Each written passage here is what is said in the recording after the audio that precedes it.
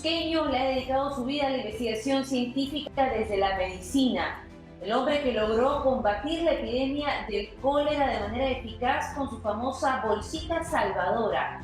Una legendaria figura de la política en nuestro país. Soy Alejandra Puente y hoy tengo el honor de conversar con el destacado médico, científico e historiador Uriel García Cáceres, sin duda un peruano al bicentenario.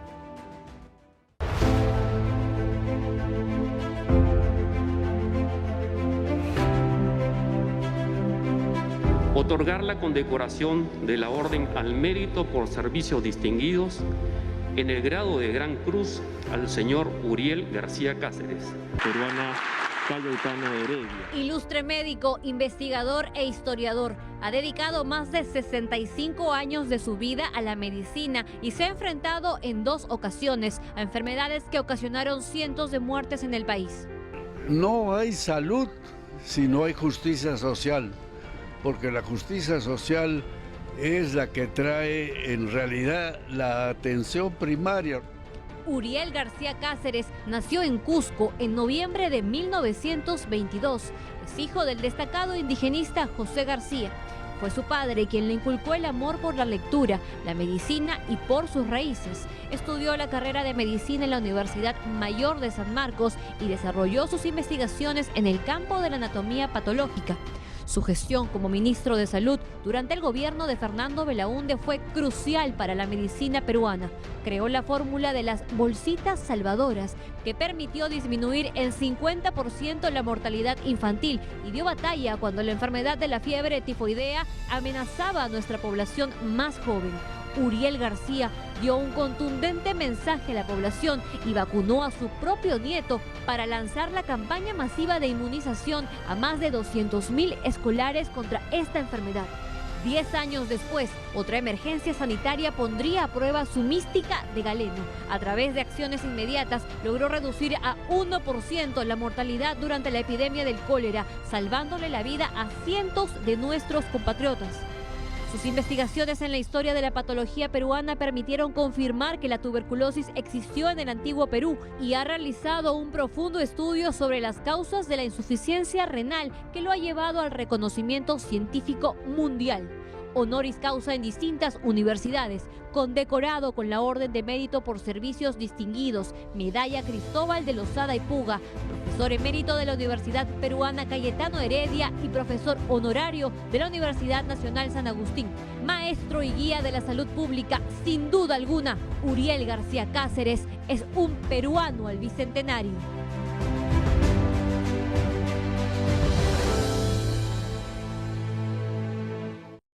Bienvenidos a Peruanos al Bicentenario. Hoy vamos a conversar con Uriel García, quien es un estudioso de la medicina, científico, historiador peruano, cuyos logros han sido evidentes en distintos momentos en la historia de nuestro país. Doctor García, bienvenido. Muchas gracias por la entrevista y estoy completamente a sus órdenes. Doctor, comenzamos este programa preguntándole a todos nuestros entrevistados ¿qué es para usted el Perú? Bueno, he vivido lo suficiente como para conocer a los jefes de Estado desde la década del 20 del siglo pasado. Tuve oportunidad de hablar con unas palabras con Augusto B. Leguía, siendo muy joven, casi un niño, en una ceremonia a la que mi padre, que entonces era bastante conocido como intelectual, luego a los sucesivos gobiernos, especialmente he conocido y puedo vanagloriarme de decir que fui amigo de él, a José Luis Bustamante y Rivero, que para mí ha sido uno de los mejores presidentes de la República, junto con Fernando Belaúnde, por supuesto, a quien también conocí y fui su colaborador y creo fundador del Partido Acción Popular, que ha estado 3 veces en el gobierno, 2 con el mismo don Fernando, y una con Valentín Paniagua. El Perú entonces para usted también es su historia, ¿verdad? Bueno, yo tengo quizá la herencia genética de mi padre, don José Uriel García Ochoa, que él fue un intelectual muy conocido en Latinoamérica y que propuso una suerte de un camino para identificar a todos los peruanos, especialmente en su monumental obra que, como dice Vargas Llosa, no ha perdido ninguna actualidad y que tiene una vigencia muy grande, que es el libro que se llama El Nuevo Indio, que en resumen el peruano no es ni indio ni europeo, sino es una personalidad, el verdadero peruano que se identifica con con el paisaje peruano, con la cultura que para él es una mezcla que originalmente, por supuesto, de la eclosión de 2 grandes civilizaciones, la europea y la inca, y que dice que para ser peruano no se necesita ser genéticamente una mezcla, sino que, por ejemplo, Pizarro o Almagro, que se quedaron en el Perú, se convirtieron en nuevos indios, así como los nativos incas que aceptaron esa mezcla, especialmente las mujeres que se amancebaban con los odiados conquistadores, también fueron el nacimiento de una suerte de mestizaje. Claro. Que hasta ahora los peruanos debemos ser una suerte de nuevos indios, ni nativos ni europeos. Bueno, y hablando de esas ideas inculcadas por su padre, detrás de usted vemos un cuadro muy representativo, me parece, de sus orígenes, de su infancia. Usted es cusqueño. Cuéntenos un poquito sobre el lugar que lo vio nacer. Bueno, en el Cusco tengo los más gratos recuerdos. Puedo decirle casi una confesión. Yo asistía al Colegio Nacional de Ciencias de niño y todas las mañanas tenía que caminar por las calles del Cusco hacia el colegio. Y si usted conoce el Cusco, entraba por la calle Santa Catalina a la Plaza Mayor, que la humedad en la sierra es menos del 40%, de tal manera que no hay bruma y todo es nítido. Y me quedaba fascinado de ver la estructura de la Plaza Mayor, Plaza de Armas del Cusco, con sus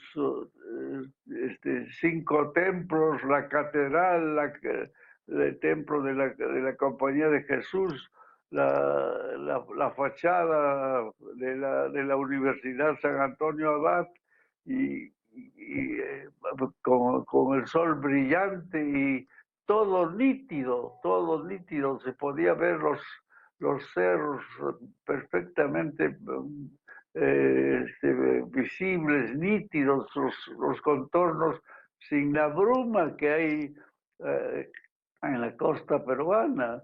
Eso que alguien mencionó, la panza de burro que es el cielo de la costa.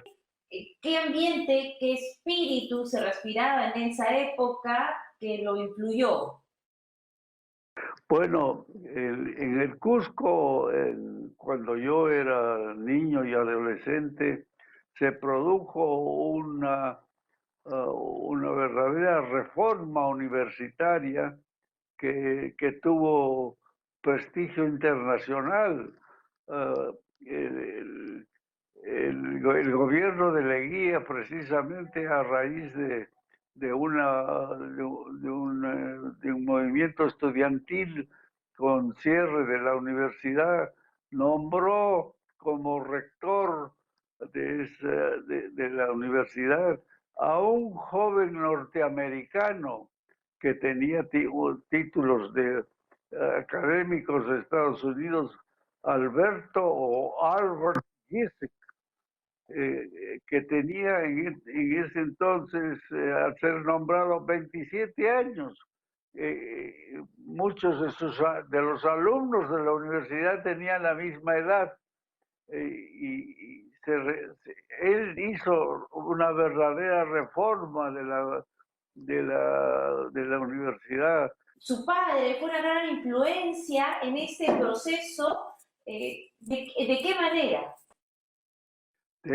Bueno, yo los primeros recuerdos que tengo de mi infancia es el ver un cuarto lleno de cubiertas las paredes, las 4 paredes de libros en estantes, y el alfombrado y mi padre, que tenía una lesión en la rodilla, sentado en una poltrona que hasta ahora la tengo, y que ya tiene pues 2 generaciones en esa poltrona, y allí realmente aprendí a jugar. Mi padre fue muy conocido por una serie de intelectuales. Él fue colaborador de la prensa de Buenos Aires en una época en que ese periódico era el ágora de toda la intelectualidad latinoamericana o latinoeuropea, porque España estaba sojuzgada por una serie de conflictos internos, y la prensa de Buenos Aires se convirtió en el vocero de toda la intelectualidad. Ahí escribía Azorín, escribía Borges y escribía Uriel García. Qué importante, ¿no? La inspiración de un padre motivado por las letras, intelectual, para poder guiar, ¿verdad? El camino que más adelante lo llevaría hacia la ciencia y posteriormente la política. Hacemos una pausa en Peruanos al Bicentenario y más adelante vamos a explorar precisamente ese camino.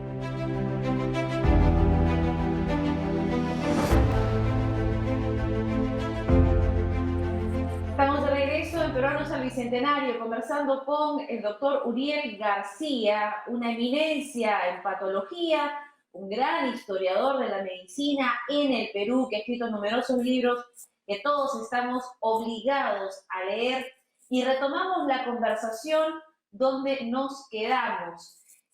Usted es cusqueño, pero para continuar su formación finalmente se trasladó a Lima. Cuéntenos cómo fueron esos años y cómo descubrió su interés por la ciencia y la medicina. Bueno, hasta ahora no sé por qué escogí la medicina. Me gustaban las cosas concretas. Y tengo esta anécdota precisamente. Mi padre, que era pues un bibliómano, me compró una colección que entonces era muy leída por todos los médicos latinoamericanos.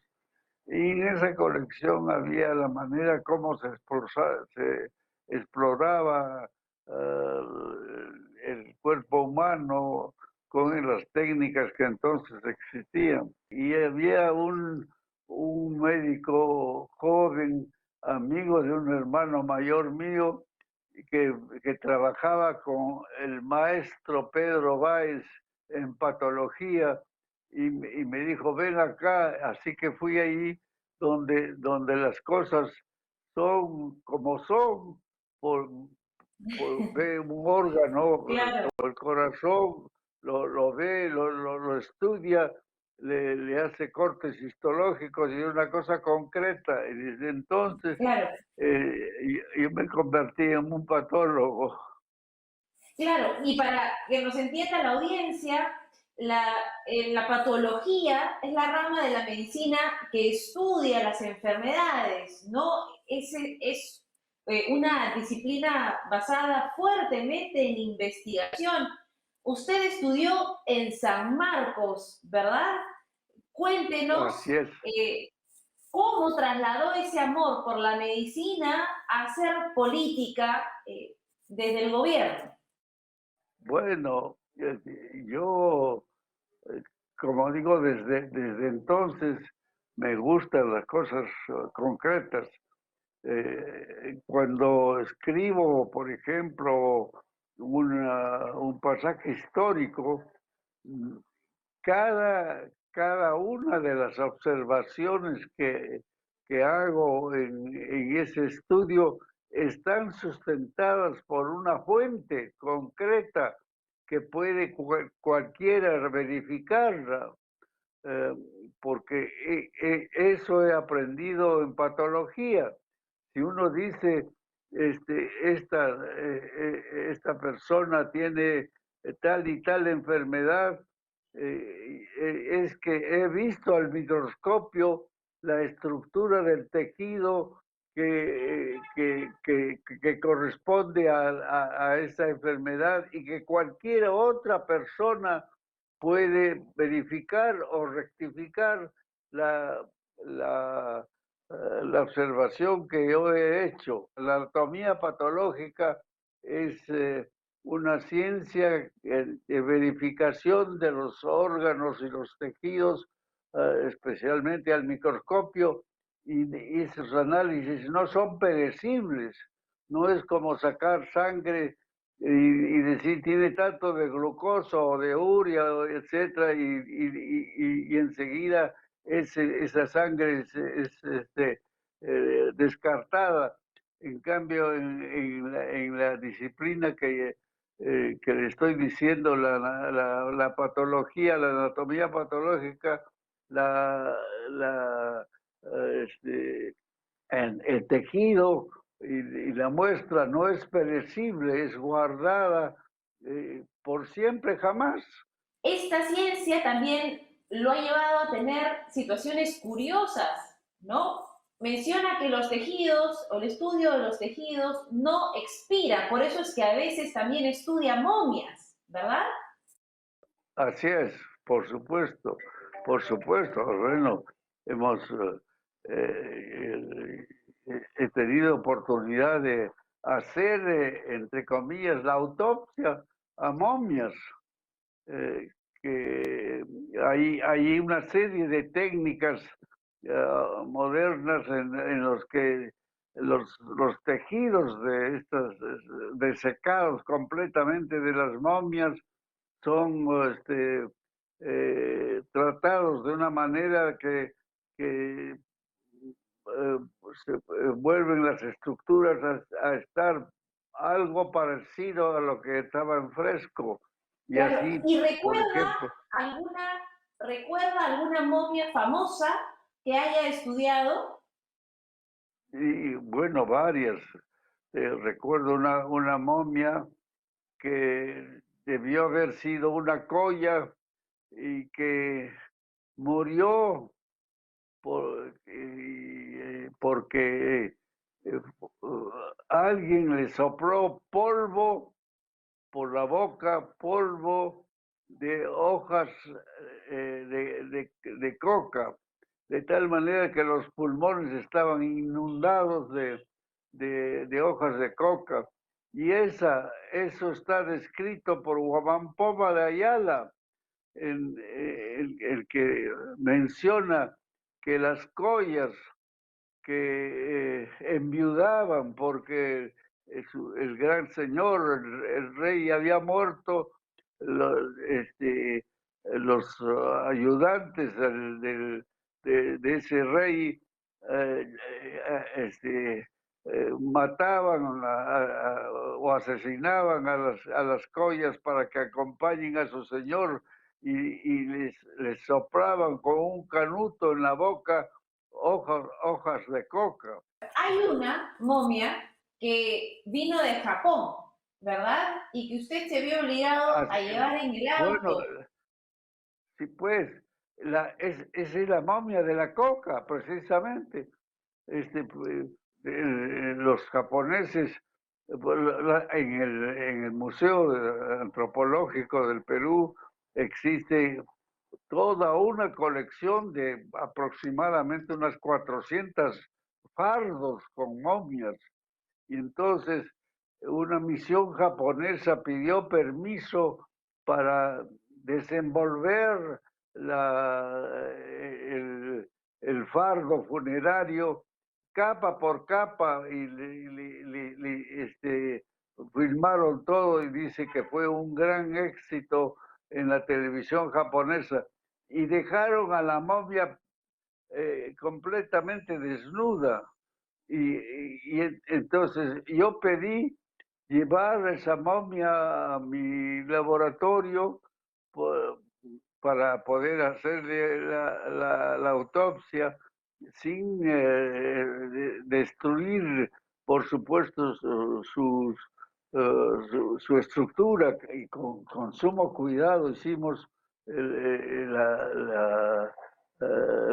sacar las muestras de los tejidos para examinarlos. Esa es la momia que le digo que había muerto intoxicada por coca. Los tejidos, hicimos análisis de coca y tenía una cantidad de coca porque había absorbido a través de los pulmones una cantidad excesiva de este farmaquímico que fue la causa de su muerte. Y usted es parte de otro momento histórico en nuestro país, una epidemia del cólera que nos estaba haciendo mucho daño. Queremos hablar de eso y de su papel para combatir el cólera tras la pausa.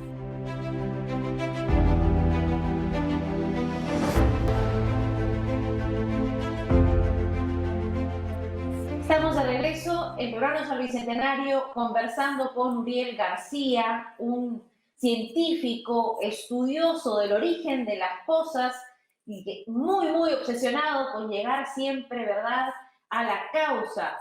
Cuéntenos, doctor, cómo esta obsesión por el estudio de las enfermedades nos ayudó en los 90, en los 80, a combatir el cólera.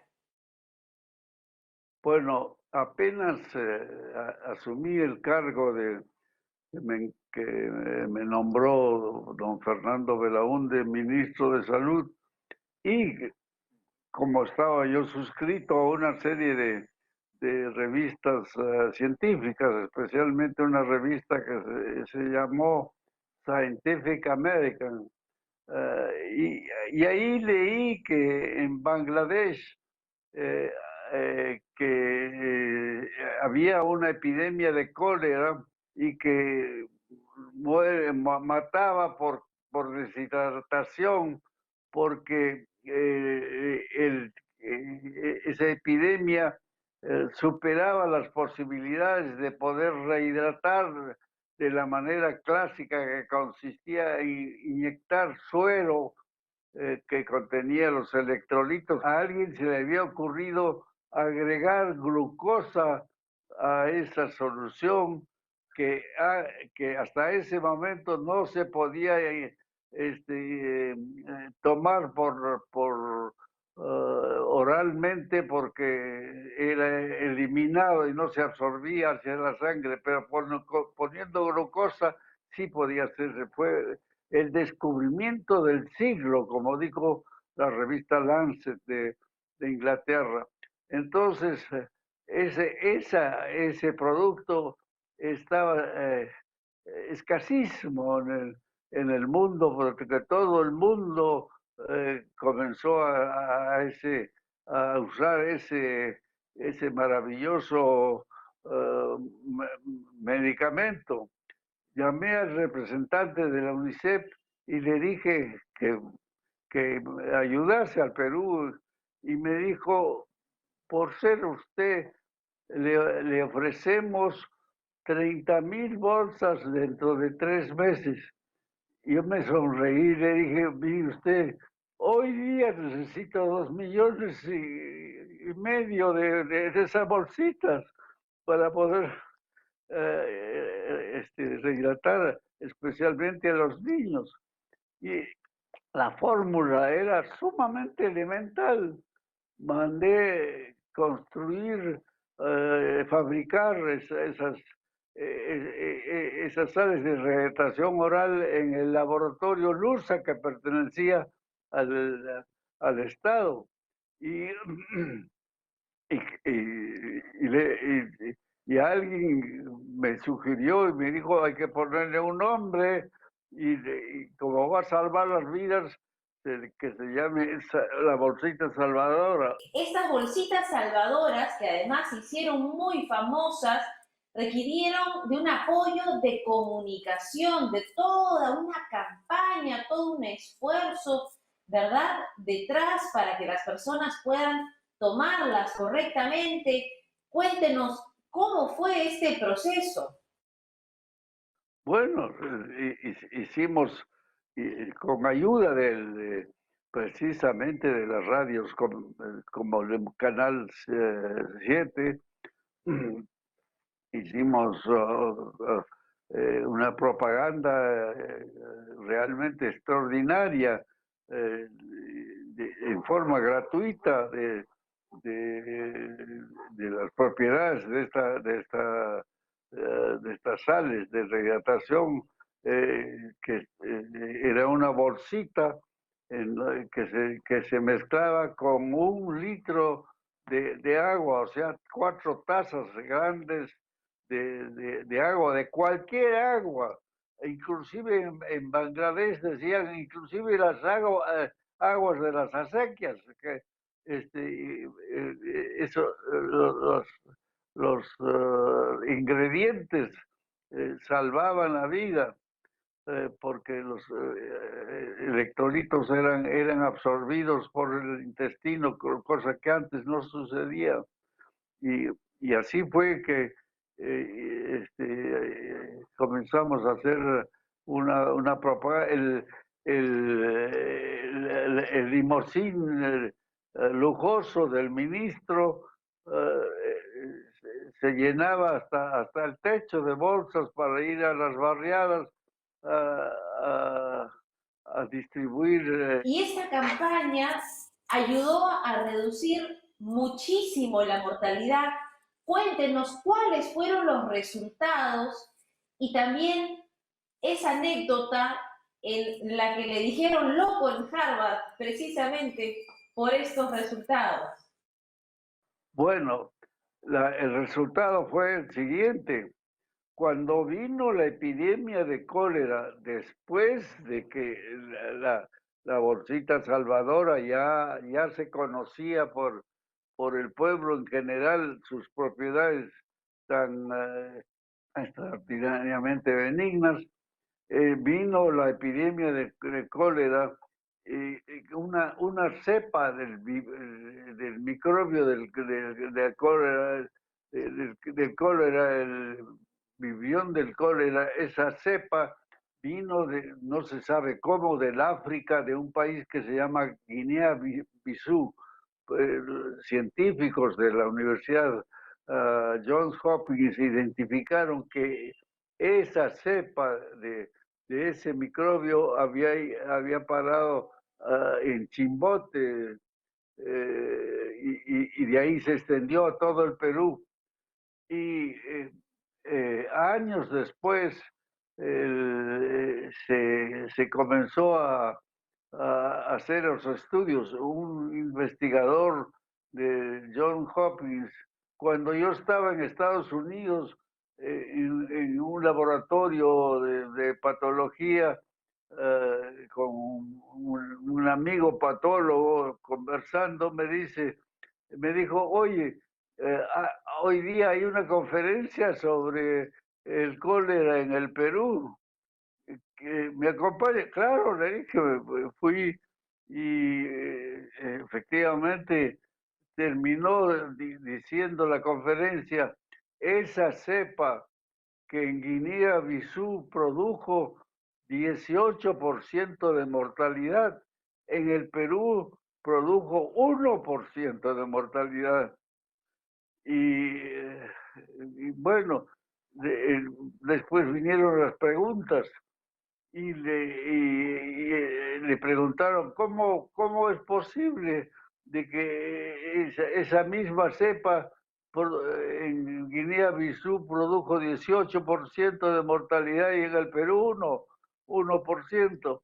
Entonces contestó, dijo, es que había un ministro medio loco que hizo una cuestión política el uso de sales de rehidratación oral, e hizo toda una campaña publicitaria identificando a su partido político con el uso de esas bolsas. Y entonces el patólogo que estaba sentado junto a mí cuando terminó, ese loco está acá. ¿Cómo se sintió cuando lo expusieron de esa forma? Pues le estoy diciendo, no me gusta que me halaguen, me sentí de lo más, así, me recordaba cuando era niño, y mis tías, cuando mi madre me vestía con un vestido dominguero para ir a misa, y mis tías decían, ¡ay, qué lindo está! Me revolcaba en el suelo porque no quería que, que se fijaran en mí. Me daba cólera. Bueno, usted siempre ha sido muy modesto con sus logros, pero aquí queremos resaltarlos en Peruanos al Bicentenario, así que tras la pausa vamos a conversar sobre esta condecoración con la Orden del Mérito por Servicios Distinguidos en el grado de Gran Cruz que recibió en febrero de este año del Estado peruano. Ya volvemos.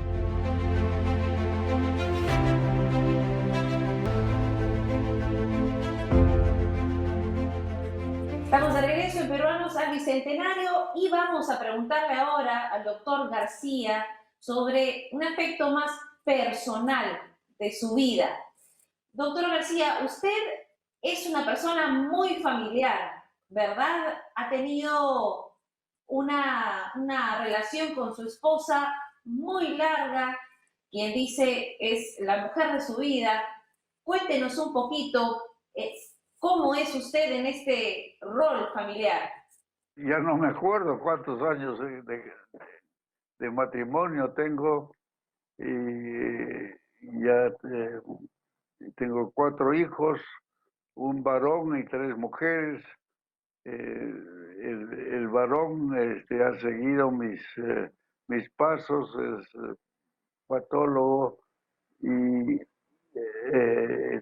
tengo 69 años de casado, y el varón está en Estados Unidos, ha seguido mis pasos, es un patólogo reconocido y profesor en una universidad de Filadelfia, y es mi consultor.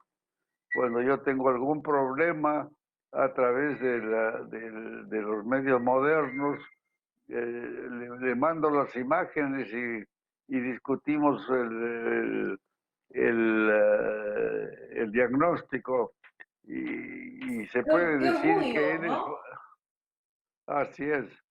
Y mis hijas, Cecilia, que es la mayor de las tres, que usted conoce, que es una persona muy allegada a mí y es una suerte de secretaria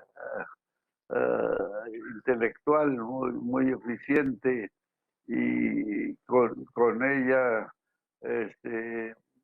realizo mi trabajo. Todavía trabajo aquí en el sitio donde estoy. Hay un microscopio y como tengo ciertas dificultades al caminar, me traen los preparados histológicos y hago el diagnóstico, y a través de estos medios modernos de la videocomputadora, mando mis diagnósticos. Para usted, ¿qué tan importante es mantenerse en actividad intelectual? Bueno, tengo, no sé, no puedo estar tranquilo, escribo artículos, tengo estudios, por ejemplo, la medicina en la obra de Cervantes, la medicina en la obra de Shakespeare. Tengo una biblioteca muy actualizada, de tal manera que especialmente hay un volumen en el que usted puede encontrar ideas, por ejemplo, medicina y, y diversos aspectos de la medicina. Y ahí están las citas en páginas de cada uno de los escritores que se han ocupado de la medicina como con la historia. Usted ha escrito también sobre nuestros padres de la medicina peruana, ¿verdad? Ha escrito sobre Alcides Carrión, ¿no? Sí, sí, yo escribo la historia con la disciplina del patólogo. Por ejemplo, tengo un libro sobre Hipólito Unanue, la magia de Unanue. Y ahí pongo todo lo que es posible verificar por terceras personas como patólogo que soy. Y hay aspectos de la vida de este gran hombre a quien admiro que no los conocen, o los historiadores han pasado por alto porque no parecería que fuera cierto.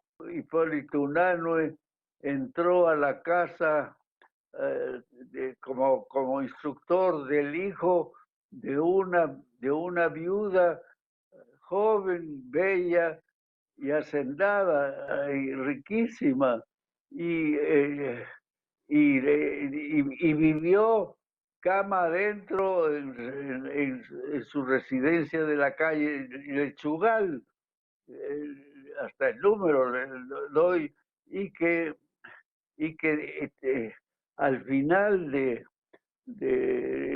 los años resultó el propietario de toda la fortuna y la riqueza de la familia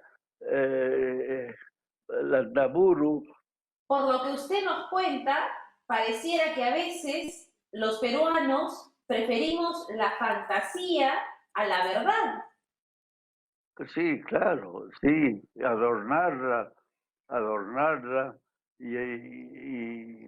y cómo es posible que Hipólito Unanue, a quien yo admiro, a quien realmente admiro y demuestro por qué lo admiro documentalmente, hizo eso que le estoy contando y que ningún biógrafo menciona y que eso está documentado. Vamos para terminar ya esta entrevista, hablar de su esposa, ¿no? Usted tiene la suerte de haber sido acompañado por el amor de su vida, ¿no? Algo que no todos podemos encontrar tal vez en nuestro camino. ¿Cómo conoció a Teresa? ¿Qué tan importante ha sido ella en su vida? Bueno, éramos vecinos de la misma calle, Grimaldo del Solar, hace muchísimos años.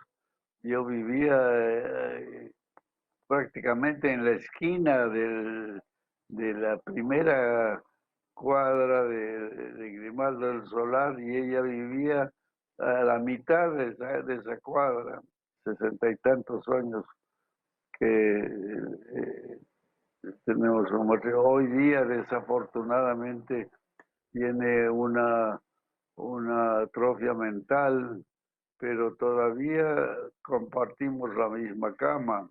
¿Y cuál fue el secreto para que ustedes puedan tener un matrimonio tan largo, ¿verdad? Y amoroso.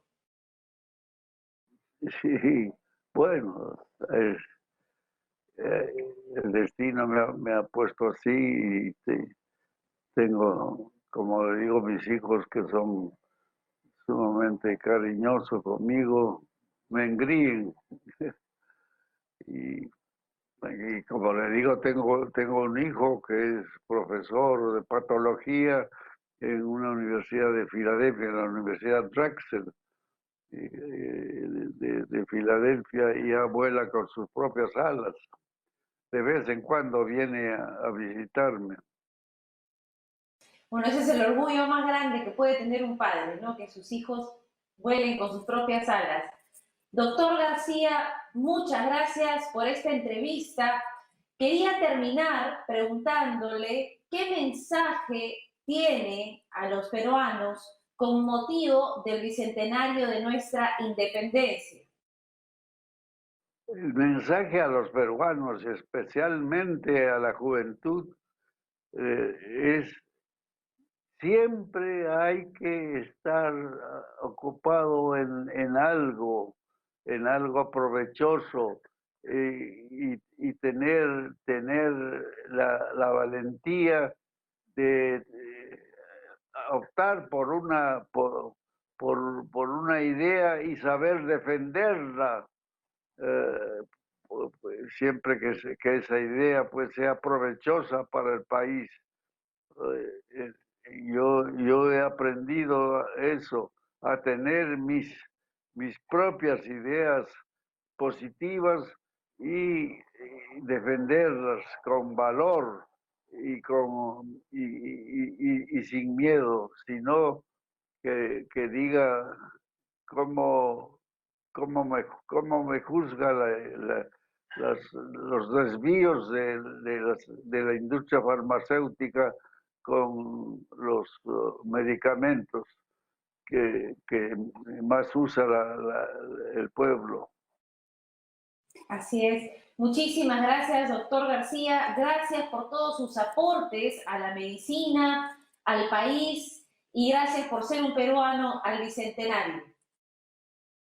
Muchas gracias a ustedes.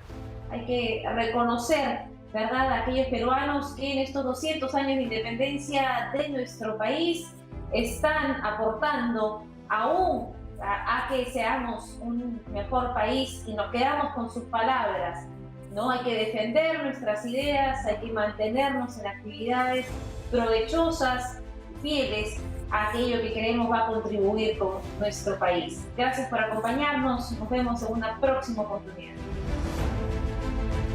Ya, cómo no, encantado.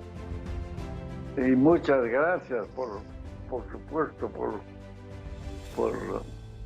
esta oportunidad que me han dado de expresar mi trabajo y mi manera de ser.